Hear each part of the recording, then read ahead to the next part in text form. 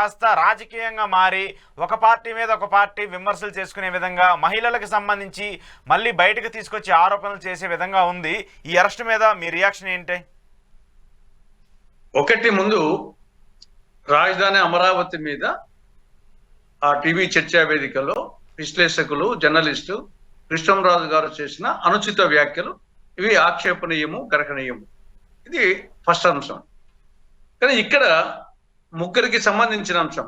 ఒకటేమో కృష్ణంరాజు, ఒకరేమో కుమ్మినేని శ్రీనివాసరావు, ఒకటేమో యాజమాన్యం. ఇక్కడ వ్యాఖ్యలు చేసింది, అనుచిత వ్యాఖ్యలు చేసింది కృష్ణంరాజు గారు. అవును, సరే, ఆయన మీద వచ్చేసి చట్టపరంగా ఆయన ఒకవేళ క్షమాపణ చెప్తే సర్దుకోవచ్చు, లేకుంటే క్షమాపణ చెప్పినప్పటికీ చట్టపరమైన తీసుకోవచ్చు. కానీ ఇక్కడ యాంకర్ వచ్చేసి కొమ్మినేని శ్రీనివాసరావు గారిని అరెస్ట్ చేయడం అనేది ఇది ఏమాత్రమూ సమంజసం కాదు. ఇది ఖచ్చితంగా వచ్చేసి ఇదిలో చేతిలో పౌరుంది కాబట్టి, పోలీసులు ఉన్నారు కాబట్టి కేసులు పెట్టడము, అరెస్ట్ చేయడము, ఇది ఒక కక్ష రాజకీయం కింద వస్తుంది. కానీ ఇది కరెక్ట్ కాదు, ఇది అప్రజాస్వామికం, ఇది అక్రమం. ఇప్పుడు ఆయన వచ్చేసి విశ్లేషకుడు ఏం మాట్లాడుతున్నది ఈయనకి ఏమైనా ఊహిస్తుంటాడు ఏమన్నా వచ్చేసి. సరే, ఆ నేపథ్యంలో ఈయన కొంతవరకు అది మంచిది కాదనే యాంగిల్లో మాట్లాడు, తర్వాత కూడా ఈయన ఖండించాడు ఇష్యూను. కాబట్టి అటువంటి పరిస్థితుల్లో ఆయన మీద కేసు పెట్టి అరెస్ట్ చేయడం అనేది, రిమాండ్ పంపడం ఏమాత్రం కరెక్ట్ కాదు. ఒకవేళ ఆయన పిలిపించేసి విచారణ చేసి పంపించుండొచ్చు ఒకవేళ అనుకుంటే, అంతేగాని అది కేసు పెట్టి అరెస్ట్ చేసి రిమాండ్ పంపడము, థర్డ్ ఎస్సీ ఎస్టీ యాక్ట్ పెట్టడం అనేది, అంటే ఆ యాక్ట్ ఏ విధంగా దుర్వినియోగం అవుతుందో రాష్ట్రం ఇది ఒక మచ్చుతురక. ఎస్సీ ఎస్టీ యాక్ట్ పెడితే బెయిల్ రాకుండా పోతుంది అనేది, దాని మీద ఇది బాగా దుర్వినియోగం అవుతా ఉంది అనేక సందర్భాల్లో రాష్ట్రంలో, ఆ గవర్నమెంట్ కానీ ఈ గవర్నమెంట్ కానీ. ఇది ఒక మచ్చుతునక అనమాట. ఇది అరెస్ట్, కొమ్మినేని అరెస్ట్ గురించి. ఇంకా మూడవది యాజమాన్యం.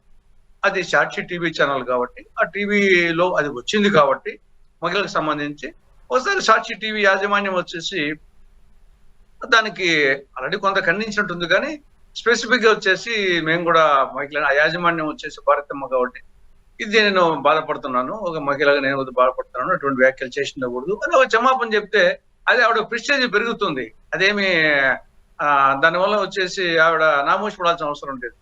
అది ఒక అంశం. నాలుగవ అంశం వచ్చేసి ఈ యొక్క సాక్షి కార్యాలయాల మీద దాడులు చేయడము, రాళ్ల దాడి, కోడిగుళ్లతో దాడి, గేట్లు ఎక్కడం, గేట్లు దూకడం, ధ్వంసం చేయడం, ఆ సాక్షి మీడియాను క్లోజ్ చేయాలని చెప్పడం, ఇవన్నీ అప్రజాస్వామికం. అవి వచ్చేసి ఎట్టి పరిస్థితుల్లో సమర్థనీయం కాదు.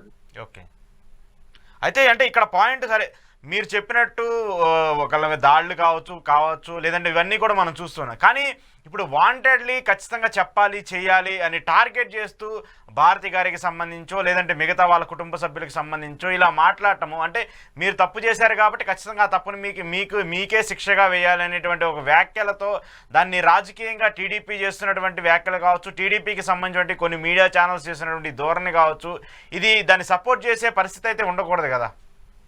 అవును, అది కరెక్ట్ కాదు. అది సేమ్ టైం వీళ్ళు కూడా వచ్చేసి యాజమాన్యం దాన్ని ప్రిస్టేజ్ గా వచ్చేసి ఏదో నామోసిగా భావించాల్సిన అవసరం లేదు. అది ఒక హుందాగా వచ్చేసి అది వాళ్ళ గౌరవం పెంచుతుంది. దాని ఒకవేళ వీళ్ళు వచ్చేసి దాడులు చేయడం కరెక్ట్ కాదు, క్షమాపణ చెప్పని ఒకవేళ అడగచ్చు. అది డిమాండ్ కంటే కూడా మీ యొక్క యాజమాన్యం మీరే కదా అడగచ్చు వీళ్ళు కూడా. కానీ దాడులు చేయడం తప్పు. అదే సమయంలో వచ్చేసి సాక్షి యాజమాన్యము దీన్ని నామోషిగా భావించాల్సిన అవసరం లేదు. దాన్ని వచ్చేసి హుందాగా చెప్పేస్తే వాళ్ళ ఇమేజ్ పెరుగుతుంది, దానివల్ల వాళ్ళకి లాభమే కానీ నష్టం ఉండదు. ఓకే ఓకే ఓకే సార్, ఇప్పుడు అంటే ఏడాది పాలన పూర్తయిపోయింది. రేపటి 12వ తారీఖుతో చంద్రబాబు నాయుడు గారు ప్రమాణ స్వీకారం చేసి ఈ ఏడాదికి సంబంధించి ఆంధ్రప్రదేశ్ రాష్ట్రానికి సంబంధించి క్రైమ్ రేట్ విపరీతంగా పెరిగిందని చెప్పేసి నేషనల్ ఏజెన్సీలు చెప్తూ ఉన్నాయి.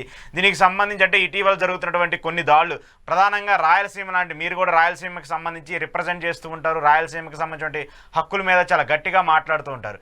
రాయలసీమకి సంబంధించిన వ్యవహారాలు చాలా పెద్ద ఎత్తున చర్చనీయాంశం అవుతున్నాయి. అనంతపురం జిల్లాకి సంబంధించి ఇటీవల ఒక విద్యార్థినిపై జరిగినటువంటి హత్య కావచ్చు, దాంతోపాటు రాయలసీమ సంబంధించిన ప్రాంతాల్లో గత ఏడాదిలోనే దాదాపు 200-300 పైగా ఇలాంటి ఘటనలు జరిగినట్టు కూడా, సరే ప్రతిపక్ష పార్టీలు విమర్శిస్తున్నాయా ఏదనేది పక్కన పెడితే ఎఫ్ఐఆర్లు మాత్రం పోలీసులు నమోదు చేస్తూ వస్తున్నారు. క్రైమ్ రేట్ విపరీతంగా పెరుగుతుంది. మహిళలకు సంబంధించిన అంశాల మీద వాళ్ళకి సంబంధించిన దాడులు ఎక్కువగా పెరిగిపోతూ ఉన్నాయి. రాజకీయంగా ఒకరిని ఆరోపించడాలు పక్కన పడేస్తే మహిళలకు సంబంధించిన భద్రత మీద ఈ రాష్ట్ర ప్రభుత్వం తీసుకున్నటువంటి అంశాలకు సంబంధించి మీరేం చెప్తారు? అంటే ఓవరాల్ గా మెయిన్ కారణం ఏమంటే 4. ఒకటి మద్యము. ఉమ్, ఈ మొత్తం ఏ నేరం అది మహిళల మీద కానీ జెంట్స్ మీద కానీ అది హత్యలు కానీ లేకుంటే అత్యాచారాలు కానీ రేపులు కానీ ఏనా ప్రధాన కారణాలు 4 కనపడుతుంది. ఉమ్, 1 మద్యము, 2 డ్రగ్స్, 3 గంజాయి, 4 సోషల్ మీడియా ప్రభావం.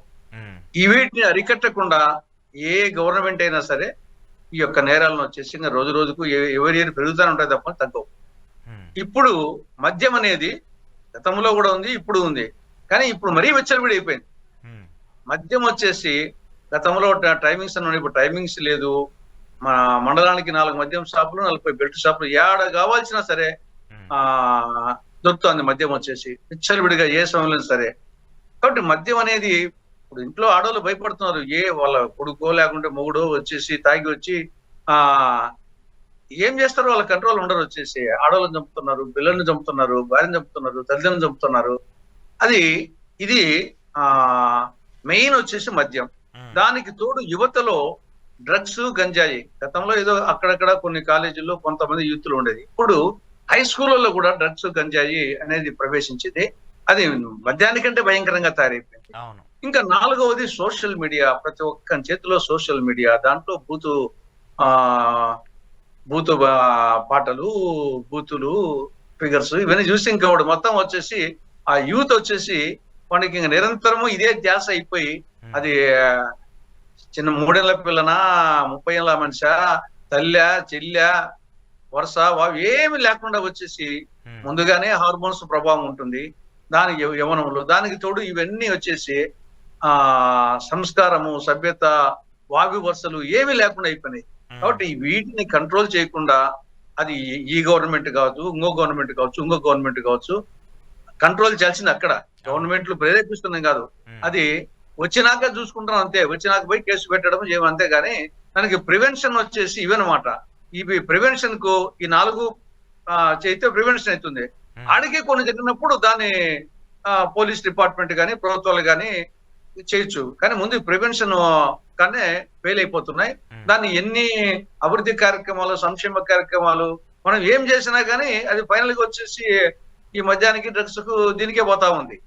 మనం ఇచ్చిన సంక్షేమ కార్యక్రమాలు గత ప్రభుత్వం కానీ ఈ ప్రభుత్వం కానీ ఏమి ఇచ్చినా కానీ ఏదో కొద్ది మంది వచ్చేసి దాన్ని సద్వినియోగం చేసుకునే వాళ్ళు కొద్ది మంది ఉన్నారు. కానీ మెజారిటీ కుటుంబాల్లో